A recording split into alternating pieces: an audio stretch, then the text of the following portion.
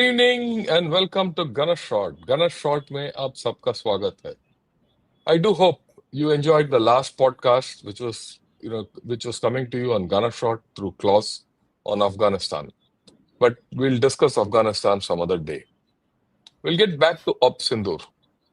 All of you know that Op Sindoor was a operation, a war, which was vastly unlike what wars or conflicts took place earlier. Right? And there's a war or conflict in which the aircraft never crossed the border. It was completely non-contact. It was a new kind of warfare. Right? Uh, More importantly, India and Pakistan are nuclear nations. And it's always said that, the space for war between two nuclear nations is very less. We saw that in 2020 when India and China got into a, fist cuff at Galwan.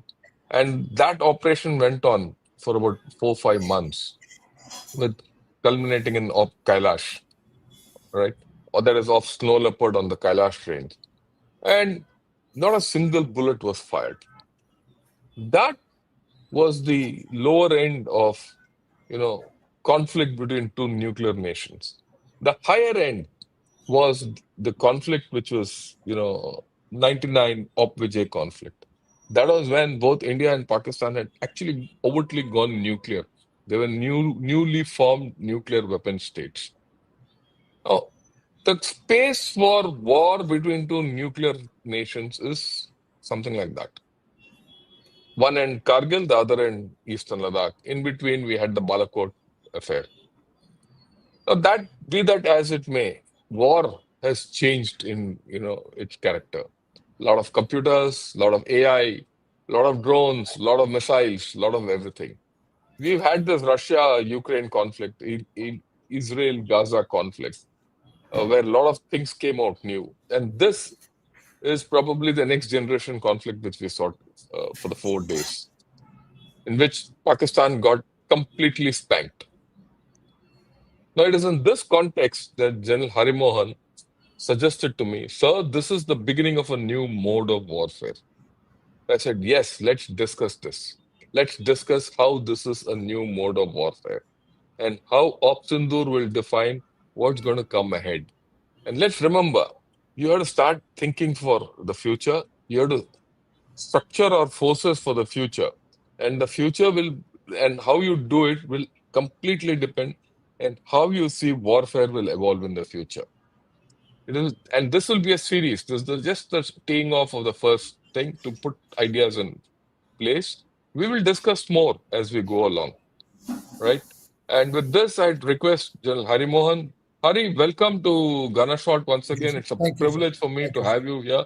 And we are going to talk of something new and how India has to, what we have done. Of course, what we have done is unlike what we have done earlier, but what we have to do will also be unlike what we have done now. All yours. Thank you, sir.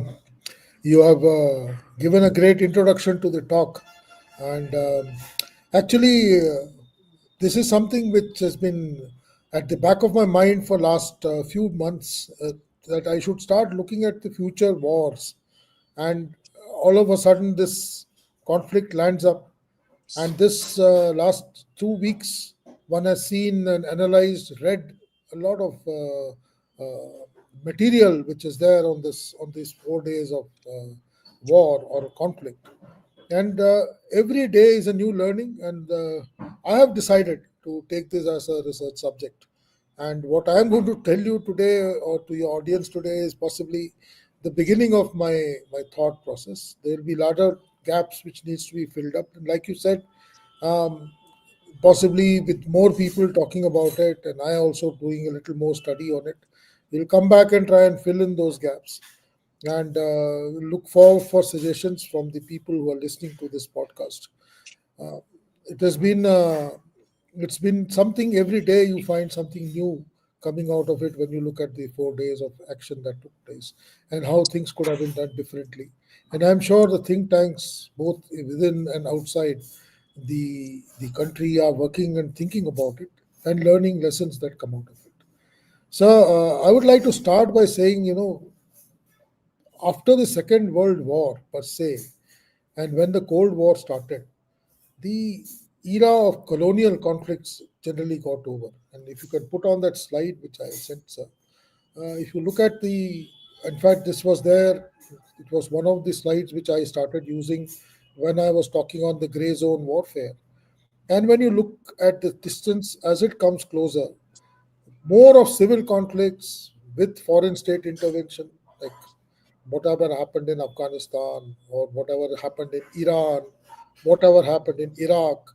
All these are conflicts where there was a change of regime which was being taken up, and the superpowers got involved into it in some manner or the other. While conventional conflicts, one or two, like the Indo-Pak conflict of 71 or 99, they kept happening at the lower side. But by and large, if we have the next slide, sir, you realize that, as was said by Rupert Smith, no war no longer exists. Only confrontation and conflict exists, and that is something which is encapsulated in these points which I've laid out, as there are blurring lines between, you don't know what is war, what is peace. You don't know when the war is beginning and when it has ended. Yesterday, there was a talk on one of the news channels I was on, and they were talking about Sindoor 2.0. And I said, the Prime Minister has said Sindoor is on a pause. We went in for an operation called Op Rakshak way back in 1990s. It is still going on. And like you mentioned, sir, Op Snow Leopard incidentally is still going on. We have not Yep. yet completed operation. So we don't know when the war starts. We don't know when it ends. These kind of operations are never-ending ones. Some of them are kinetic, some of them are non-kinetic. What we achieved in the Rizangla in 2021 was a brilliant maneuver of non-kinetic operation. We were able to dislocate our northern neighbor without firing a single bullet, and make very tangible gains. So there are multiple examples of non-kinetic outreaches by many countries, and we have been pioneers in one of them.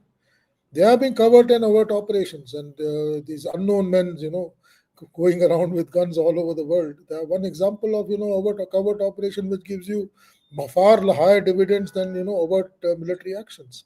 I still feel what we did possibly was due to a lot of pressures, both from within and outside the political spectrum. But I guess it is going to be a continuum when people are going to be hunted down by whatever methods they are. And this system is going to continue. The way they waited and took out Osama bin Laden is the best example for it. They waited for 3 days after they had a fix on him, till the time they decided to go cover overt and take him out. So there will be certain kind of things which will keep happening. There are no permanent allies, there are no permanent adversaries. Yesterday, the Russians wanted to create a IRC once again. I remember about 10 years back, there was a talk of India, Russia, China coming together. There is a scope. Who never know how things change. The balance of power changes. One madman in the other side can change the whole complexion of allies. So there are a lot of space in that. There is no battle space left in the world. You can hit the depth area first and then go on to take the border outpost later. So people can't decide that which is the critical battle space in battle tomorrow. They'll be forced to go non-linear all across, all the way across. And this last 4 days are a very great example to say how a conflict can be resolved. When I say ethics, there is no ethics in current warfare. We can go deny many things, accept many things, and there is no morals. Like the way the IW was done by our adversary, he has not stopped at anything. He has worked on all possible methods to try and slander us by means of trying to tell that we hit civilian areas, created collateral damages, etc., etc. State and non-state, everybody is today state. I don't consider anybody as non-state actors. Everybody who's part of an operation which is in hitting at somebody is a non-state, is a state actor. And I believe every combatant every civilian who picks up arm is a combatant. So it's very difficult to define. And guy throwing stones, or guy trying to avoid, or trying to create obstacles to any movement, in my word, is a combatant has to be dealt in the same manner. And it was very aptly discovered when Major Gogoi, that incident of putting that guy on top of a jeep, and he took that entire election team out. And these are multiple examples to say that lines are very blurred today. There is no distinction, because what is conflict and what is non-conflict, and that is why I just try to put down some points. Then these are not the finite ones. There can be many, many more to it. These are just some of them which people can think of and possibly understand as to why today it's very difficult to decide when to start and when to end a conflict. Thank you, sir. Uh, I was of the opinion, and I've been and very, in fact, I think I mentioned it in the first podcast of mine with you, that I believe that India and Pakistan were fighting in the gray zone ever since 1971. For the last 5 decades, we are still in the gray zone, and that gray zone keeps getting elevated from one end of the spectrum to the other at periodic times. When you say the Kargil was one area where we went over the brass tacks and trident you mentioned last time in one of your podcasts, as how we went almost into a full-blooded conflict there. So in duration of the last 50 years, there have been at least 10 or 15 incidents when this gray zone has been expanded. And I was, if you say, put the next slide, sir. I Yeah. did this. I made this slide when I was examining the. No, now I think conflict is escalatory ladder is, I think, known to many people. But what I would like to emphasize is the escalatory ladder as it's applicable to the military terms. Can you have the next one, sir? Yeah. So if you look at it, there are two places where strategic airstrikes and missile exchanges have been earmarked.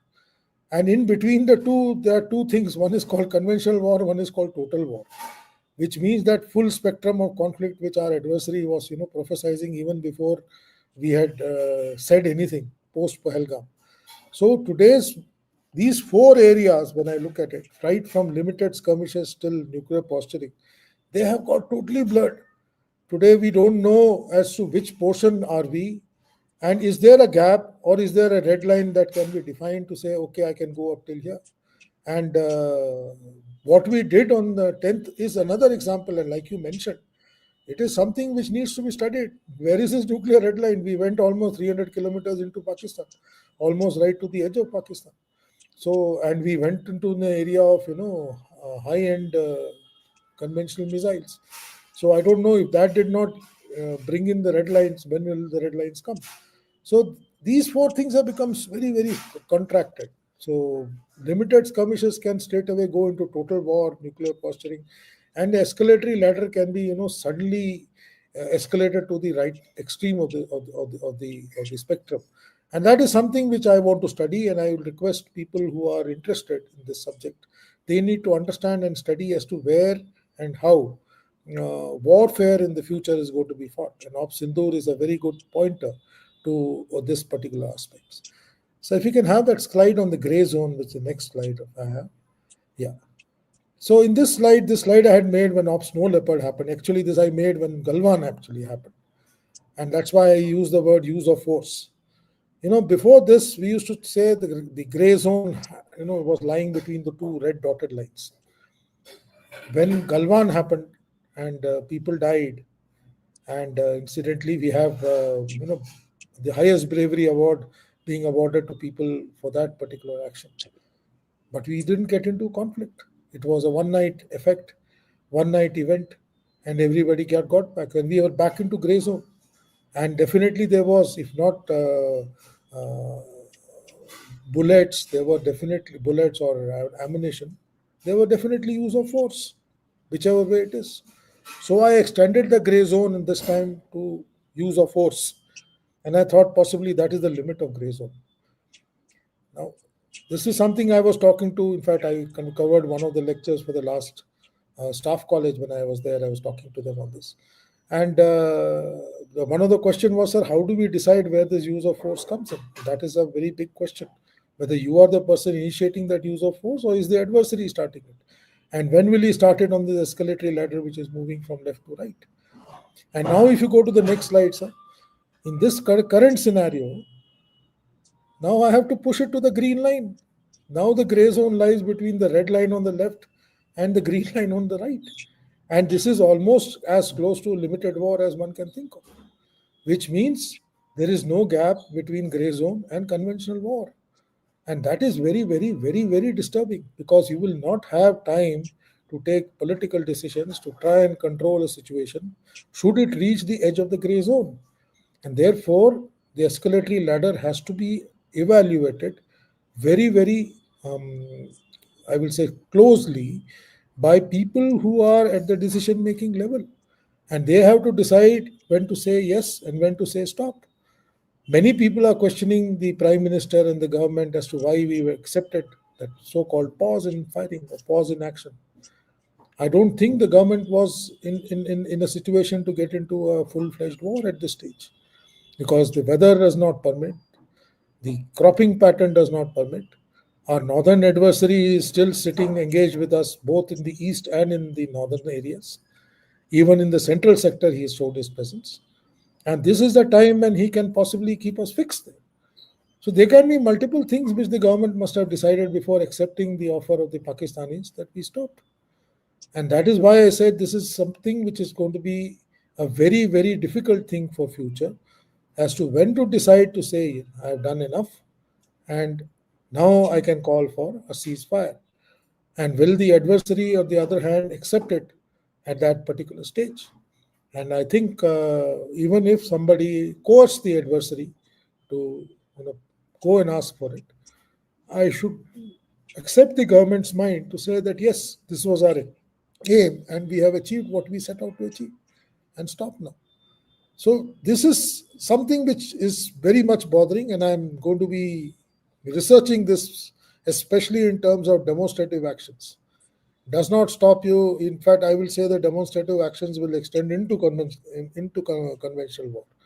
And when I compare this with what happened in Russia and Ukraine, the Russians thought they will, steamroll the Ukraine in 4 days or 5 days, and it is the fourth year of conflict, and they are still stuck with it. So this is a very difficult call for the government to decide, or person who's at the helm to decide what is the end point for the current operation. And whoever are studying military conflicts needs to be well abreast with the implications, and decide when to say stop and when to say no more, and when is this gray zone going to be closed down. uh, as I look at it, this is going to stretch, and I feel it will stretch into the domain of the conventional war. And that is where the problems will start, because you'll have conflict and non conflict happening simultaneously. And in that kind of a scenario, it will be very difficult to call. And future has very difficult times for most of us who are historians reading into subject of defense. We have to decide as to say when one should recommend to say enough is enough. Thank you, sir. Uh, I think I will go. No, so I'll come to this thing later, sir. Yeah, Uh, okay, fine. by and large, when you look at what happened, I would go back to why I said there is a change in the method. So I will go back and all this while one was talking about cold start strategy and incident based strategy, etc., etc. I was commanding my unit. You were a formation commander. And that time, possibly the day an incident, let's say, happened, I remember when the Bombay bomb blast happened, I was a commanding officer. And I was coming back home and I saw this on the news and I said, oh my God, tomorrow I think we should start loading our trucks and move, because that's what was the policy there. Incident based mobilization is something very, very tricky. You don't know when they will be told to go. And we have lived through that system. In fact, most of us in our plans, in our war games, in our education, in our service career, have worked through that system of incident based. Someone down the line decided that we'll decide whether the incident is worthwhile or whether you should start reflecting. I think people should know, people who are listening to this podcast should know that war is not a T20 cricket match. Even for a Mhm. T20 cricket match, two teams have to reach the stadium. They have to reach the stadium. They have to, put on their kit, and then only they can play the game. And even if the game lasts 3 hours, and for war to happen, you have to reach the forward area. You have to build up. It is a huge effort. People don't realize that today. People are expecting, news media room war. I captured this, I fired five BrahMos, etc., etc. That is not war, and war is a serious subject, and it is very difficult to today, understand, and that is why I felt what all happened from, let's say, 22nd of April till around 31st of April, the 9 days. In those 9 days, as one saw, Pakistan, in its routine methodology following an incident, together what he calls as, his new concept of war fighting. He puts his CBGs and ICGs in the areas where he feels India will come. So he puts those precautionary deployments in place. He starts moving some element of his offensive formation into some kind of area to try and preempt it. All this we were seeing it because it was being noticed, it was being reported that some movement was happening, especially from Gujranwala, especially from cantonments which are close to the border, Sialkot, Lahore, Rawalpindi. All these cantonments we saw movements, and they were as per expected or as on expected lines. People even reported that Quetta and Peshawar were being wound up and moved to the east, which was very unlikely. And I think I mentioned in one of your podcasts that it is too much to expect them to move in full strength. It could be just some elements moving up. It is as per his doctrine and policy. He feels that he will be surprised and possibly lose ground, and thereafter he doesn't have the wherewithal to take the lost ground back. So that all happened, and all this time we also decided to have some exercises, possibly which were routine exercises, because for those who doesn't know, in the month of May, June, generally our offensive formations undertake what we call as exercise with troops, and it mostly happens in our ranges. So these formations do move into these ranges for routine training exercises, which is an annual event. It is basically to test the capacity and the, the condition of the formation concerned. So that was also happening. So there was some degree of tensions, which was possibly overplayed by large amount of media, mostly in social media.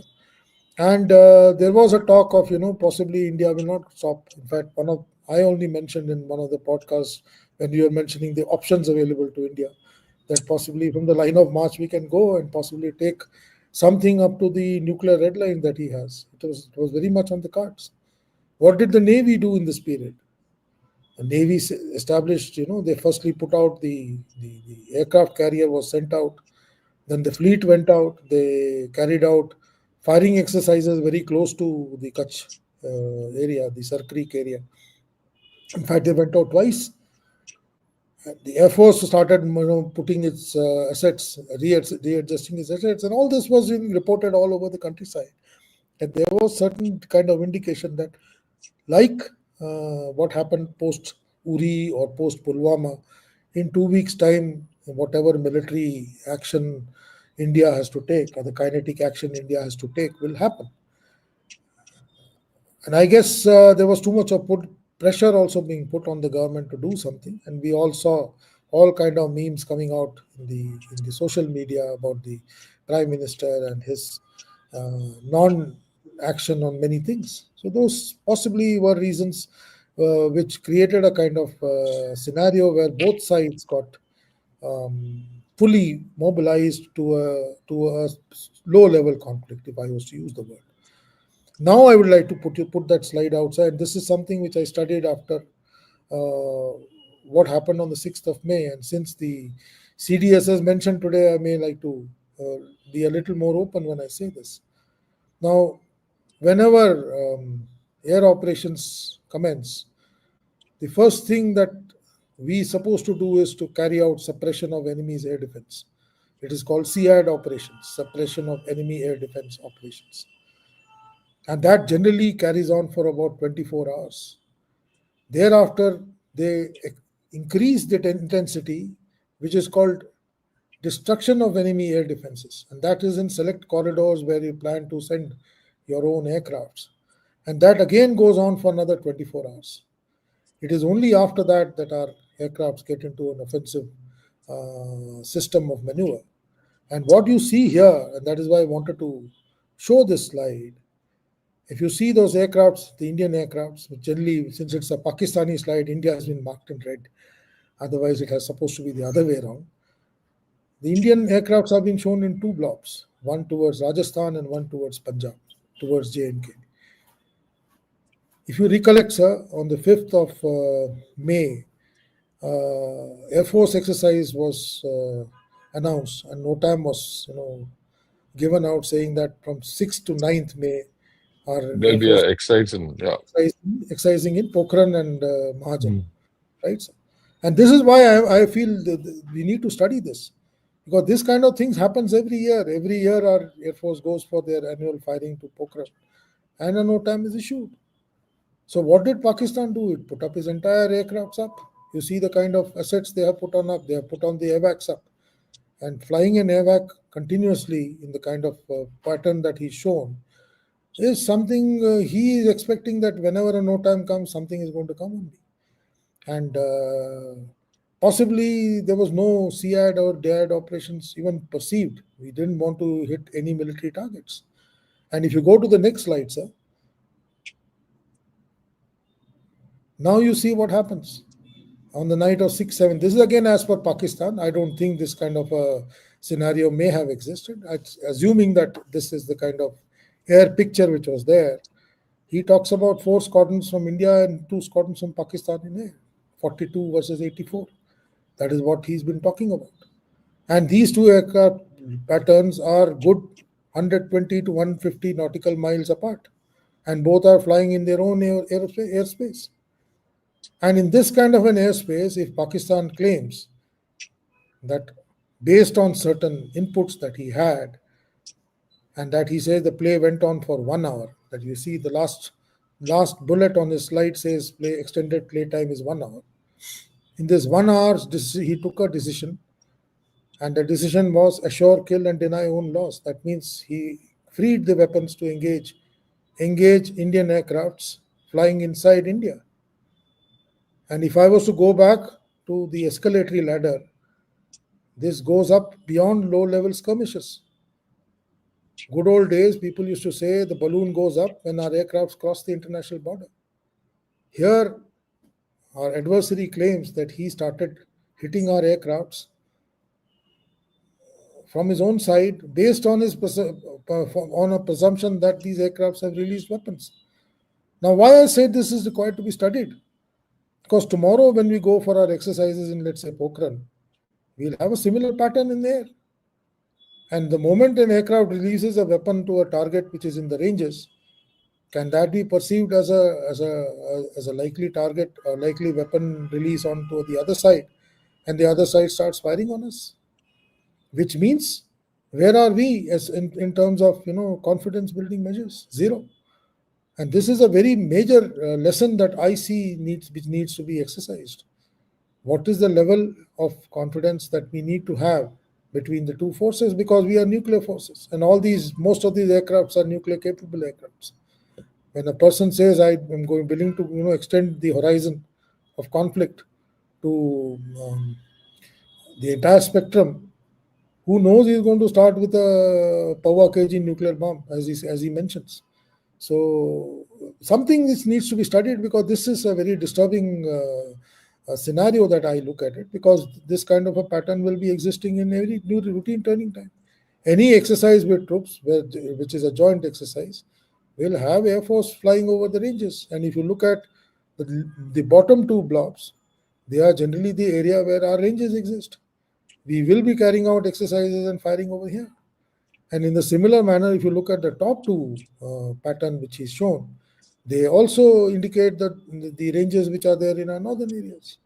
So when we carry out this kind of a training routine exercises, will it be constituted as war, and will he start releasing weapons and start engaging us? These are questions which we need to understand. And I don't still agree. That's why I am still skeptical whether there were confirmed hits from the other side. But assuming there were, then shouldn't we have retaliated? Shouldn't we have brought down 10 of his aircrafts? Because if we had that kind of superiority in terms of numbers, we do also have long-range air-to-air missiles. Should we still restrict ourselves with saying that we will only go for terror targets and not go for military targets because that's a term of reference which has been laid? Another question which has no answer as far as I'm concerned. And I don't know whether the people who are executing this operation had that freedom with them, that should they be, under attack. Because in today's air warfare, the radar indicates whether you have been locked in or locked out. And if the radar indicates that you have been locked in, is he free to engage the person who is locked him in? These are questions which I'm sure in future warfare, and this is a big lesson in my mind, Op Sindoor lays out, and needs to be researched a little more and to decide as to what is the level of response in this kind of a scenario. Will we restrict ourselves? Will we hold ourselves? And you know, the fact that last time also we engaged a target 100 miles into Pakistan. Balakot was about 80 miles into Pakistan. And possibly weapons were released along the line of control because it had 60 kilometers of glide. So it's not that something new has happened. We have capability to carry out these kind of long range engagements. Will the long range engagement from a land vector constitute escalation?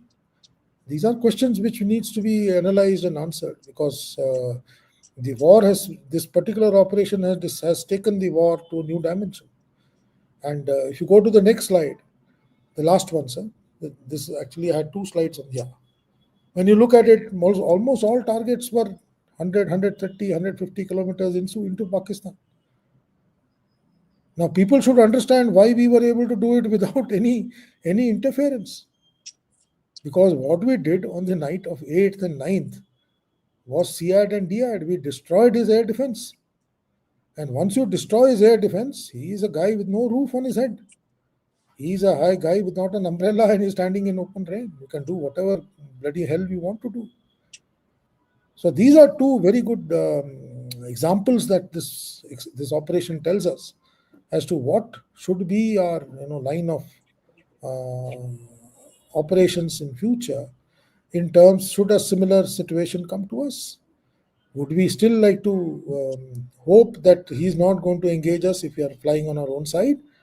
Or will an aircraft taking off from one of our forward bays be constituted as a bogey and be engaged by somebody across the border?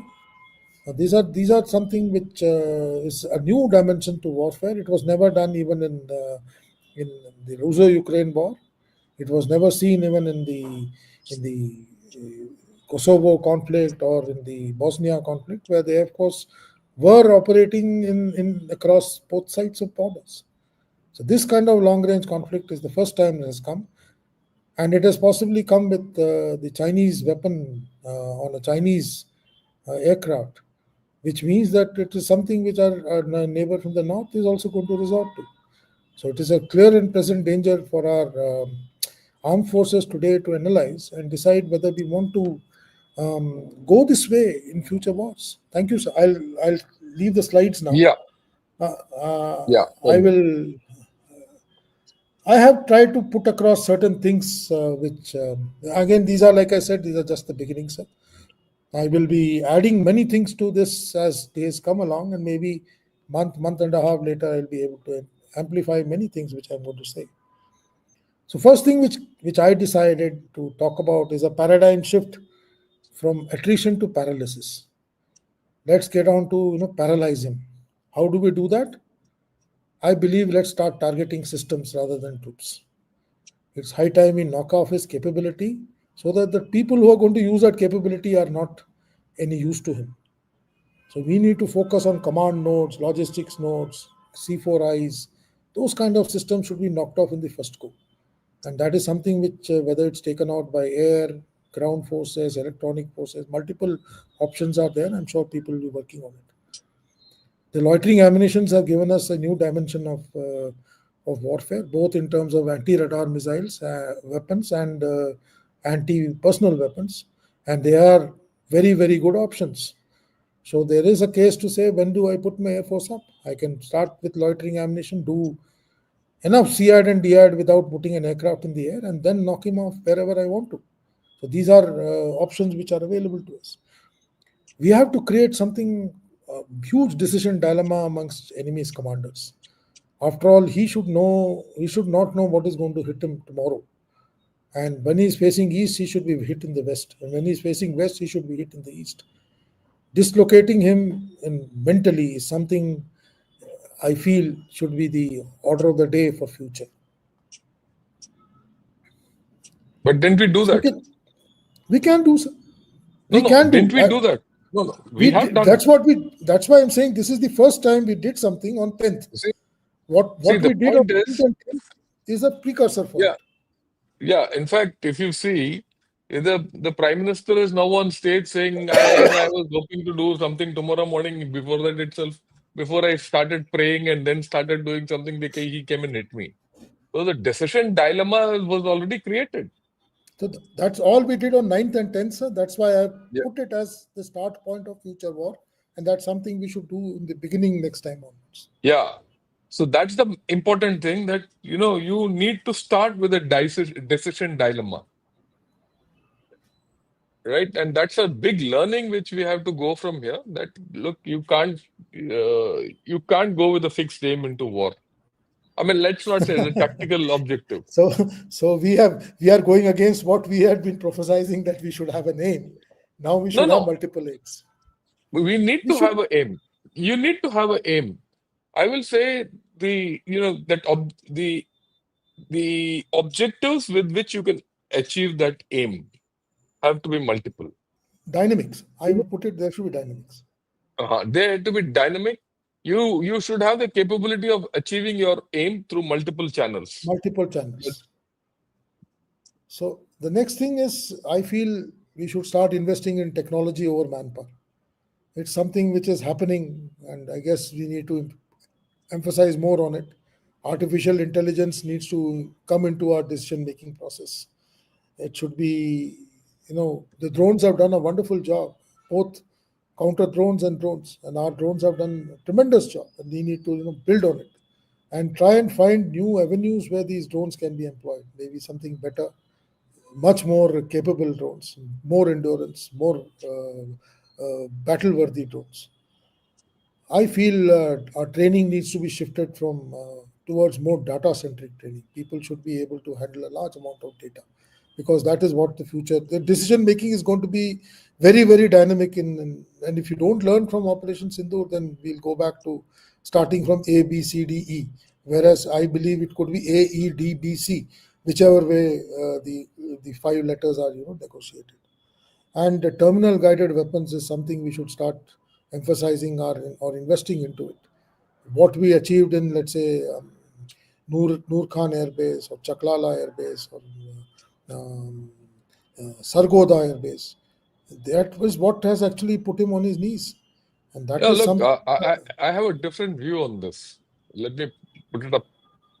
In a conflict of this nature, where you're largely demonstrative, you're not gone in for destruction of an air base, it's good to have precision hitting, okay, to convey points. But when you have to cause real damage beyond a point, you need area weapons, and you might have to do with less precision. And we are gunners, we know that. So I say, sir, why not have a mix? Why not have rather than having one precision weapon, let's have a mix of precision and area weapons. Yeah, I think particular so. Saturate the area. I will put it this way: it's not only precision; we can have precision, semi-precision, and dumb. A combination of all three, which will give you cost-effective results. Is something which is the way forward, and we need to think of it. We need to seriously think of it. And after what happened on 6-7 night, the 2 slides which I showed, we need to find ways to, deny enemy detection systems. His int gathering networks, and in my mind, first thing we should have knocked off on that night should have been his AVACs, whichever way possible. And that was possibly the only thing that possibly gave him that kind of an air picture. And that can't be allowed to fly in the air if you are trying to carry out an operation of this nature. Stealth and speed is something which is ongoing, sir. I don't know. There is a lobby which says we should go for again, Hari, I'd like to point out one thing to all our viewers. We should have knocked down his AVAX. We could have probably even gone and knocked off some of his fighter aircraft before the whole story. I said that But in the on the beginning itself. Yeah, I no, but said that. in the first night, I think there were political compulsions of not engaging Pakistan. You know, I mean, I think we carried out. I mean, let me come in. I mean, I think everyone needs to understand this also. They On the first night of this operation, it was a very complicated operation politically.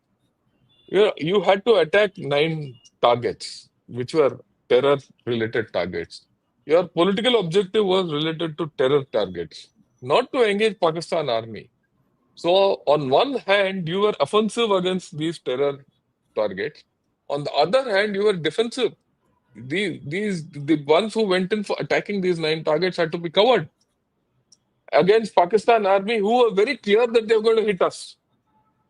Okay, and they were look. So their preemption was to hit us. So I think it was a very difficult operation which we did because there were political repercussions of this whole story. So to that extent, I think what our chaps did was great. No, that But I that goes without saying. That goes without saying, sir. What I'm trying to say again, the moment if he has targeted us, and I believe the CD has also mentioned that we learned from what happened on the sixth, seventh night. I believe that if we had tremendous superiority in the air in terms of numbers and capabilities, and if we were targeted, that kind of decision making should have been there, flexibility of the people to possibly take them down also. I don't know whether it was there or not because in the first press brief which we released on 7th morning, we very categorically said we have not targeted any military any Pakistan, installation. yeah, very So clear. that if you put that kind of a term of reference on people, then there will be certain degree of I will say losses if I was to use the word. I don't want to use the word, but we should No, be no, but you prepared heard, and yeah. I that think we so. should be prepared I as think, a yeah. nation. We should not question those losses because I the don't people think who anyone went is in. questioning. Look, I don't think anyone is questioning these losses. The fact is that in a war, when you go in, you should expect losses. You can't say I went in with war, I'll come out with 100% aircraft. It's not possible. And no, I'll hit all his air bases, but I will not suffer losses. You must That's why expect that's losses. why I say we are playing T20 games. We are, We we, believe in only hitting sixes. We don't believe in yeah, getting out. yeah. That is the You have problem. to get hit. It's part of the game. Look, it's a two-way game. And So I mean, let me spend a minute because a lot of people are asking about the CDS comment, gave all that. If you actually analyze what he said, I mean, this is to everyone. What did he say? He says, yeah, first time there was something we learned, and the next time all of them were up. What did he say? He not said we lost aircraft. Did he say at any stage that we lost aircraft? He's not. He's not said that. He said we learned, and next day all of us were up. I mean, isn't it so? He's really not said that we lost aircraft. And when he is very key, they said, "Did you lose 6 aircraft?" He said, "Absolutely incorrect." I don't think, uh, yeah, the global times and Pakistani guys will go ballistic on it. But the fact is, यार तुमने उसका Nur Khan airbase को फाड़ के रख दिया, ओ मुरीद को तुम फाड़ के रख दिया, and all this. So it's okay. That's my part of the So game. I don't 16 Reaper stroke Sea Guardian aircrafts of the Americans have been brought down by Houthis how in this. Yemen.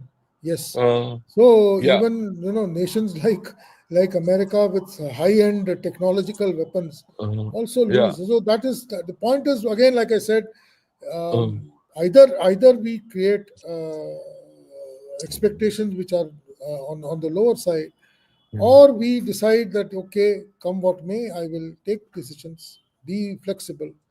There's no stopping that you should have completed this operation at 1 o'clock and started hitting Pakistan at 2 o'clock, saying that we have been attacked. So these are areas where I feel in future, no. and I'm Well, sure I'm sure these I'm are lessons sure. which the Yeah, CDS I'm was sure. mentioning.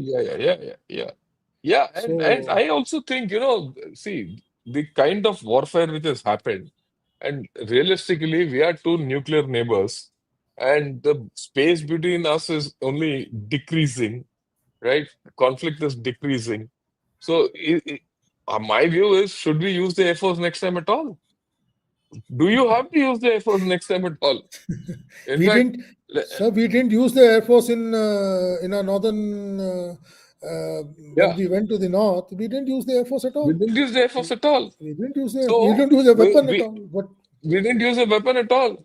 And yet you bent the hand of, twisted the hand of and China, so, right? And there's no doubt about it. You twisted his tail very hard. In this case, you imposed certain restrictions on yourself. You overcame, and after that, you hit him the way he had to be dealt with. So I don't think there's much more to that on this thing. Nature of warfare will change. But the serious thing is, today is what is emerging is, like you rightly said, today is a war of technology. High tech will come in. Low tech won't be ruled out. You see, it's not that high tech comes in and low tech gets ruled out. After all, that's what we only have proven, that low tech worked. Low tech, right? Low tech used in an intelligent manner works still, like your AD guns, right? So I don't think we can really rule out that high tech only will matter. I think both will matter, the way I look at it. Will aircraft only be the rule the roost? Might not. You might just go in for a missile war, right? But definitely the role, the character of war has changed, where information, disinformation, deception, uh, all these have gained larger salience. Missiles have gained larger salience. That's what I thought I'll put across. Yeah, yes. sir, I was coming to that only. I said there's a debate going on whether we should go for a fifth gen aircraft because our friend is You don't getting need. 20 of them. In my mind, I don't think we need it. And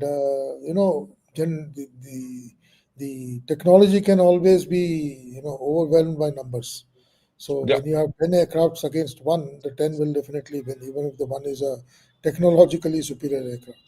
And we have definitely got the advantage of numbers. So basically, for those viewers, there are a lot of chatter happening in social media that why are yeah. we not Even yes, buying people are. Su-57, why are we not buying F-35 and all You that. don't need. It's basically for those people to say that technology always doesn't work, but that does not mean that we should not look at technology also. It is a Yeah, fair we mix should. of both.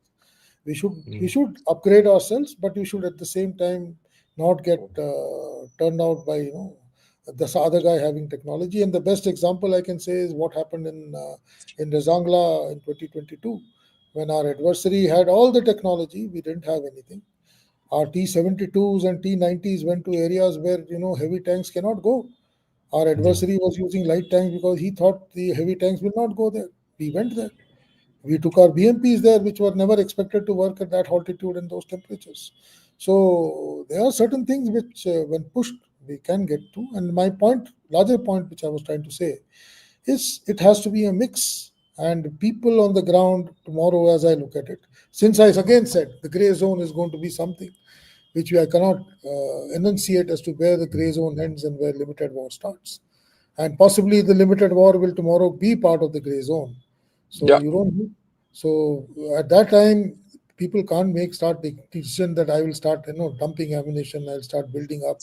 I'll need a pause in things. And those kind of things have to be, relooked at it. yeah, yeah, yeah. I agree with you, and I Also, also feel that the Ukraine war uh, has given us a lot of lessons. It has given a lot of lessons which we shouldn't adopt also. Because that absolutely. war was between two non-nuclear nations, right? And you can keep fighting with each other when you're non-nuclear. But the moment you're nuclear, the stakes are higher and you can't have long wars, period. And you can't So, have extended wars. Our wars are going to be of this nature: 42, 76, 88 hours, 2 hours, 4 days, 1 week, and end of story. so my next point is that only, sir, that both of us have been in our Yeah, turn of duty. We have been involved in making degradation plans at theater level, etc., etc. And every time I used to, make that joint degradation plan, wet it. In fact, I was wetting it in Northern Command when we were looking at the theater level. And the first question I used to ask myself is, Will the BrahMos be available for me on D-Day? Or will somebody hold my hand and say it will escalate? The escalatory ladder will go up. And what this particular operation has done is it's shown us that despite going 400 kilometers into 300 kilometers into Pakistan, hitting his, heartland, pulverizing him all over, the escalatory ladder didn't go up. In Yeah, fact, but if then somebody was saying that possibly he was not in a position to climb that ladder because the steps were missing. He could not climb those yeah, he ladders. didn't have a So I, capability. He didn't have a so I, capability to so escalate. the See, point which I'm trying to bring out is that these are areas where a lot of study needs to be put in to say what is the degree up to which limited wars can be stretched, and where is the nuclear red line? Because Kargil was one area where we said we'll not use Air Force because if we use Air Force, it will be drawing his nuclear red line. We said we'll not cross the LOC, because the moment you cross the LOC, the nuclear red line will come. And even in look, no, many of our service carriers, we saw that we said we'll not go beyond 30 kilometers, 40 kilometers. So there were so many but people with arbitrary. Uh, look, but that was the understanding of that day. exactly. The This understanding of that particular. day. So this See, war we gives have, us. we have, we see what I want everyone to understand is this. In 1999, look, I was there, right? We were there about to go across the LOC when our chaps in Kargil did a better job and didn't allow us to go. I always have a gripe with people who did the Kargil operation that they did it so well they didn't allow me to go across to Pakistan. Right? Okay, but that be that as it may, look, at that point of time, both were nuclear nations, and you went into a 14-day, 15-day war, 20-day war. It started. It's almost a month long. A lot of firing, everything. Okay, you didn't touch the nuclear button. No one spoke of nuclear those days. Everyone did what we had to do. But you respected the LOC that day. Okay, come the Uri strikes, you cross the LOC. Come Abbottabad, come Balakot, you cross the IB. IB. You push the whole story. Now you push this. Now you actually created a lot of space. Actually, tomorrow, this is what I'm going to speak. Tomorrow, my morning, my talk to everyone is this. What is the reaction from Pakistan? So, so this is something which I'm going to study. In fact, something We must which have to study. we Yeah. have to decide and say when and how much. These are certain things which possibly needs to be war gamed. I'm sure at Mm. formation levels and decided as to where we are. We have to.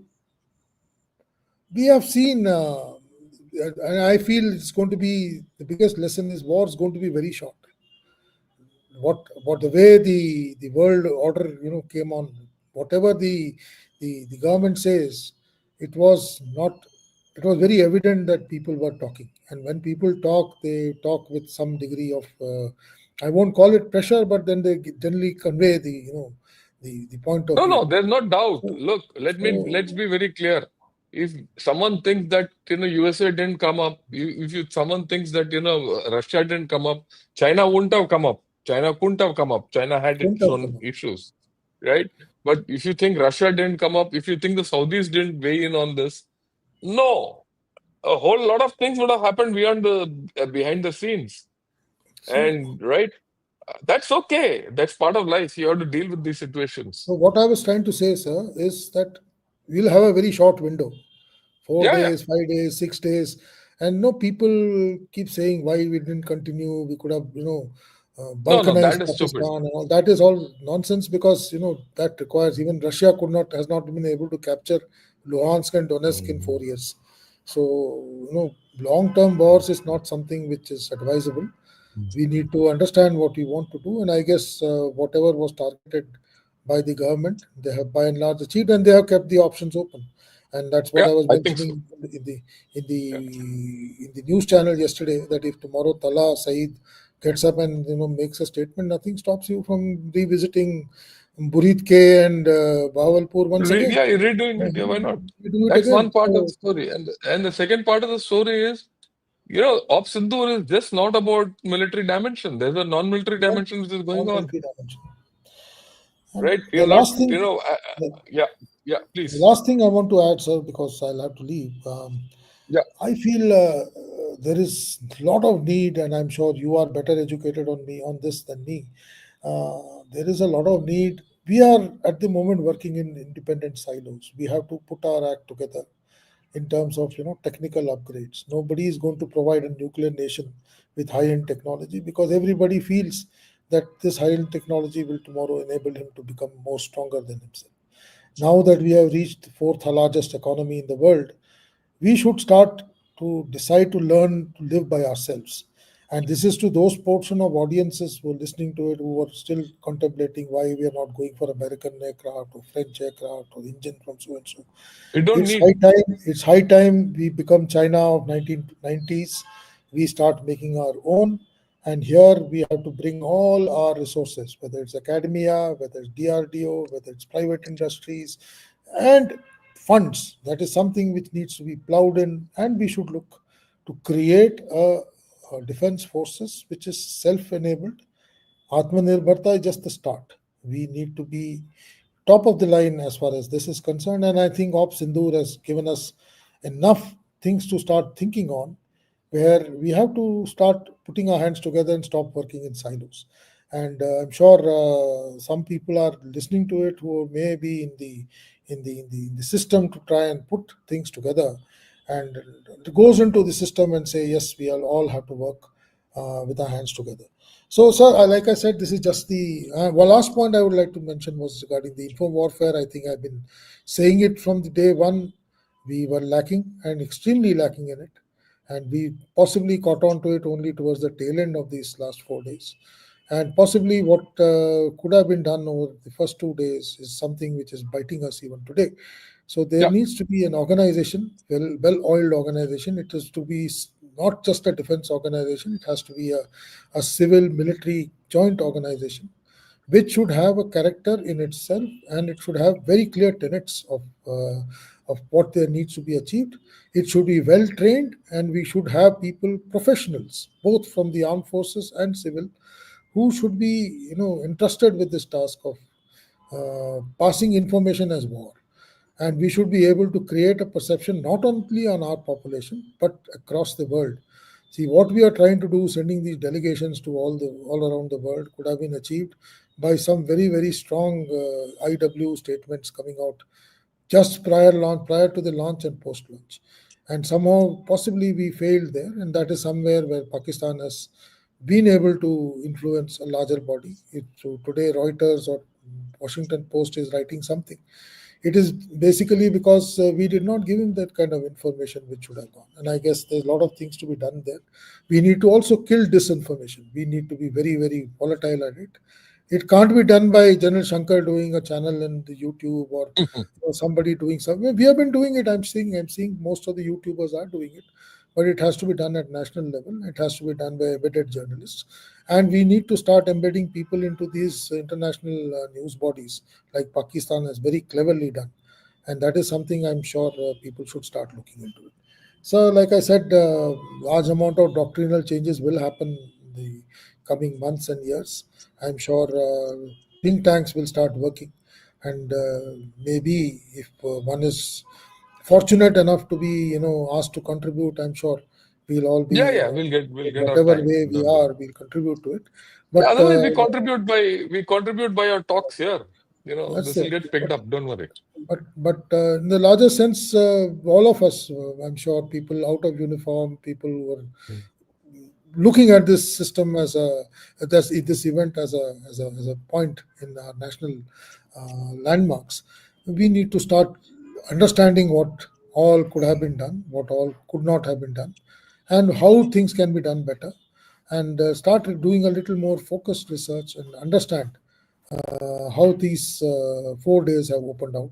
And because they have given us huge lessons, and every day you look at every action that we did, everything comes out with numerous lessons that can be put down. I can say bunches and bunches of research can be done on these 4 days, and I'm sure people will be doing it. Like I said, sir, like this is just the first talk which I thought we must put Yeah, across, because people should understand that what our forces have achieved without having theatre commands in place. We have been able to do a joint operation across three army commands, two Air Force commands, all across the Western Front, both in terms of hitting terror and Pakistani military infrastructure in a very, very coordinated manner. At the same time, defeated all his capabilities in terms of him hitting us. We have knocked down all his ballistic missiles, all his drones. He's not been able to achieve any major damage inside India. This is a creditable 4 days of operation that needs to be, celebrated, if I was to use the word.